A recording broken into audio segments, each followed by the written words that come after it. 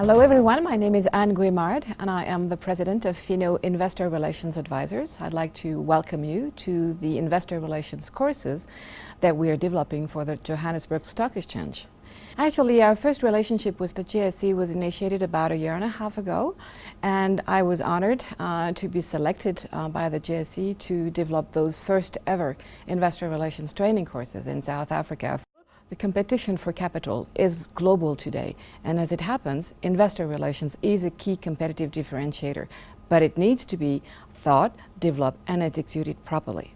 I think that South African companies have been quite early on embracing investor relations. What I see happening today is an emergence of the necessity to have proper investor relations skills in-house. The introductory course on investor relations is an introduction, as its name says, to investor relations. We always start the course with a little bit of theory, setting the background to investor relations. What is it about?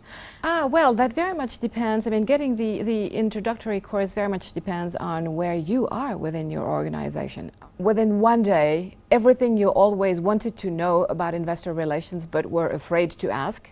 So I do give out those years of experience. How do you run an investor relations department? How do you staff it? Whom do you report to? The introductory course is aimed at a fairly wide range of audiences. People were really new to IR, like a corporate secretary at a listed company wanting to move into IR. For CFOs, finance directors at companies that are not listed yet, but which are considering a listing. So a fairly wide range of audience of people who realize the need to actually execute proper investor relations practices to support their company's strategy. Now, as you can tell, I am not South African, and SENS announcements are only valid in South Africa. My experience has been that SENS announcements sometimes are too often developed, written with a purely regulatory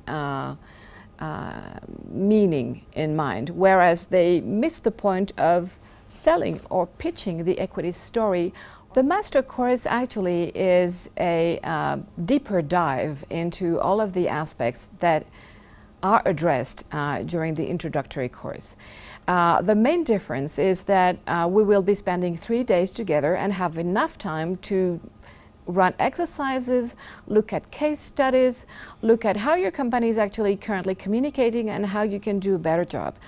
At the end of the 3-day session, my goal is that participants feel empowered. My goal is that participants feel that from the next day, they can go back to their bosses, they can go back to the offices with tips and practices to implement that will make their company stand out from the crowd of listed companies. It is really hands-on approach on investor relations. How do you do it? From very practical standpoints, how do you build your financial calendar? What is a target database? Do you need one? How can you optimize the resources that are at your disposal to have your company get to the radar screen of institutional investors? The master course is aimed at pretty much the same target audience as the introductory course. People who are about to join an investor relations team, people whose company is about to get listed. I think that when I look at the way South African companies report their earnings, past performance, or talk about their prospects, they do a good job at explaining most of them from an accounting perspective and a compliance perspective. The CFO course, which we will run in 2015, is really dedicated to chief financial officers at listed companies. We look at the processes from what the IT systems or the reporting pipelines, as I like to call them, bring you in terms of numbers, up to how you can develop key messages with the set of financial statements. I think the results period is at the very heart of the investor relations practice. We help companies understand that they should not work in silos during this specific time or the ramp up to the specific announcements. how finance, corporate communications, operations, and senior management have to work hand in hand.